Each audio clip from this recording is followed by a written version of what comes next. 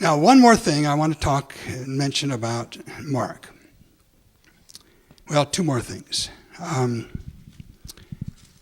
Mark, unlike the other three gospel writers, presents the disciples as not being very good at it.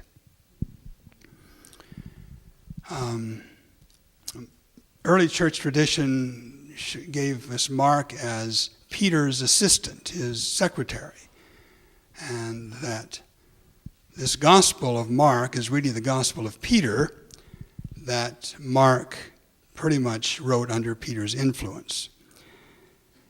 And this was a strong tradition in the early church, that Mark was the companion of Peter. And so everything that Mark wrote had enormous weight, because it was the first gospel, but it was also the gospel written under the chief of the apostles. But when we look at Peter's place in this story, it's different than any of the other three gospels. Here we find a failed Peter. Peter is not a hero in this book. And there are no heroes here. There's not one of the disciples comes out of this very good. Judas and Peter the first, Judas the last of the apostles, both betray him. Caiaphas and Pilate, the leaders in religion and government, they betray him. Everybody betrays him. They all abandon him in the end. James and John betray Jesus in their obsession with status. Peter's worse. Jesus' friends try to stop him from doing what he's doing because they think he's mad. He disowns his mother and his family. The chief priests are wicked. The Pharisees and scribes are hostile and wrong. The Sadducees are just wrong. The crowd prefers Barabbas, howls for his death. The only people in this gospel that he's at home with are outcasts, publicans, sinners, lepers.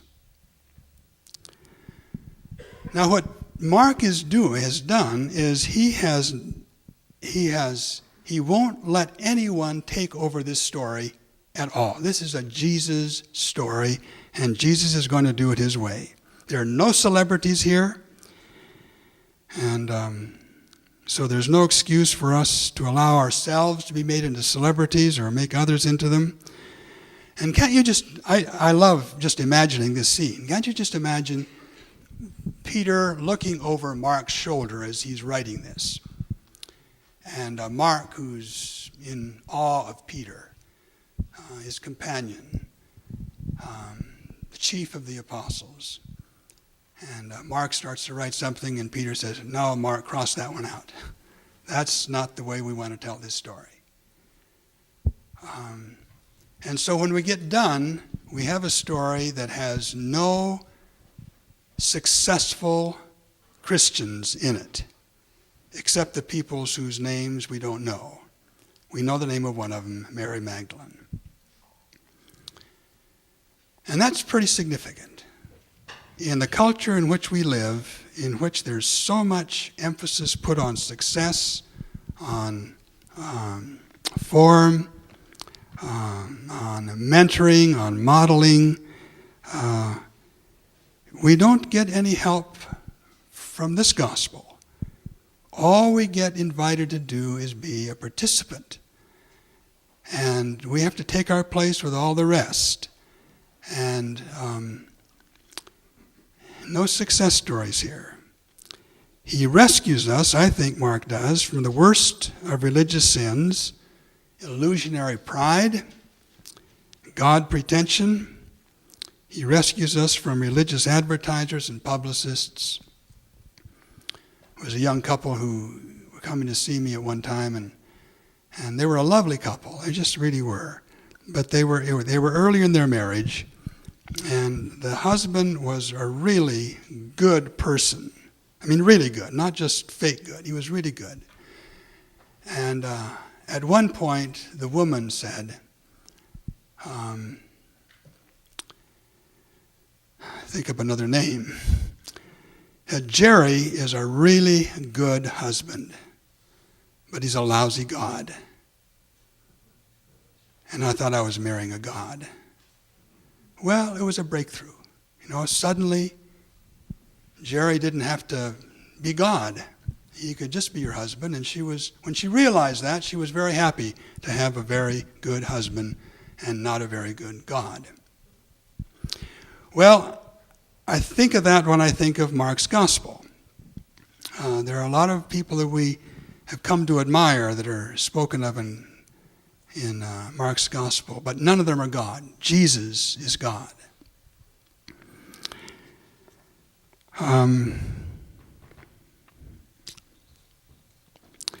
Quickly, bang, bang, bang.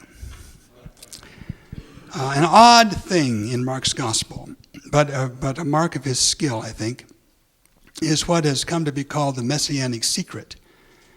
A man by the name of William Brady, back in the early 1900s, wrote a famous book on Mark, with the title The Messianic Secret, and he brought this feature into prominence. But I think, and scholars play with this a lot, this is one of the things you write PhD dissertations on, but it seems to me it's just much more pastoral. This is what pastors do, or he helps us to do. These are the silence commands. 6 times in Mark's gospel, and some of these are repeated in the other gospels, but Mark does this most. Jesus says, don't say anything. Don't tell anybody. Now, in our publicity-minded, information dispersing age, this is, what's this? If this is the truth, why don't you just let everybody know it? The leper in chapter 1 is commanded to shut up. The demoniacs in chapter 1 and 3 are commanded to keep quiet. The little girl that's raised, the Jairus' daughter, their family's told to keep this quiet. The mute man who his tongue is released with the Ephphatha, he's told not to say anything. When the confession is made by Peter, they're to keep that quiet. They're not to talk about the transfiguration. Don't tell anyone, tell no one. Many times these commands were not kept. They were broken, but Jesus commanded silence. Now, it seems to me, just from our experience and our context, that there's some obvious reasons for this. One reason would be that whatever has happened to them is premature to speaking it. They don't have the life behind their experience yet. And so the words spoken without character or without some kind of foundation are misheard. You can't tell the truth if you don't have the right context to tell the truth in. Billboards don't tell the truth. There's no context. This is why a parish is such a great place, because there's so much context here. And whatever is done, or at least whatever is done has the opportunity to be done to develop out of this context. So premature speaking of the truth becomes a lie or a misinformation. Another thing is that a confession of Jesus can't be separated from the life of Jesus, following Jesus. So it's not enough just to go out and start telling things. It's a following, a discipleship, a relationship is required before this is told. And you all have dealings with enthusiasts in your congregation who want to have great evangelism campaigns, but their own kids won't listen to what they say because they're not all that impressed with their lives.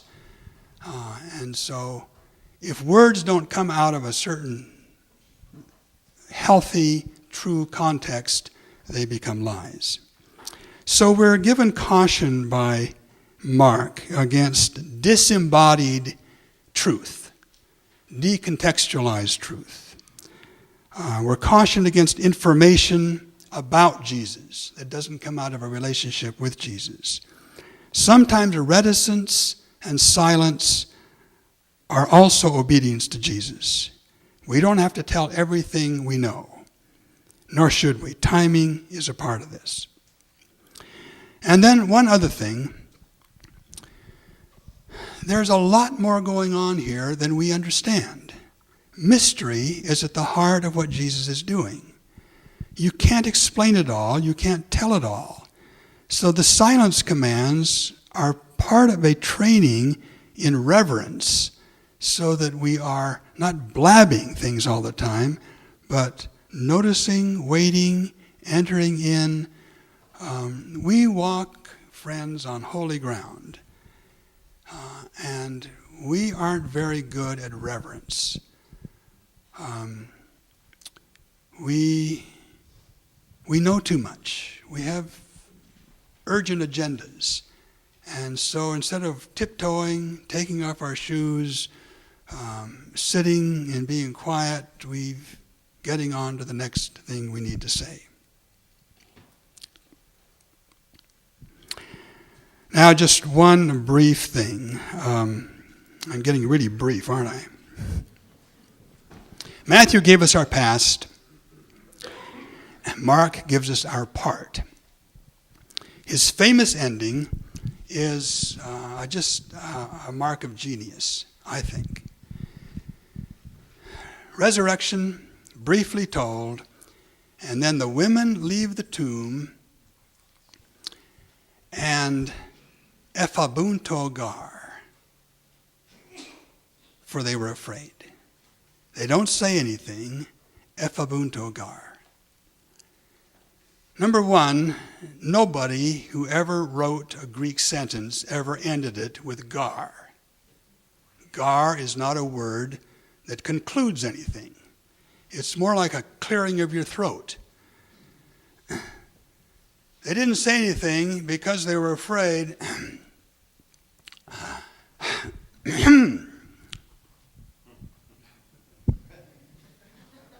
So what comes next?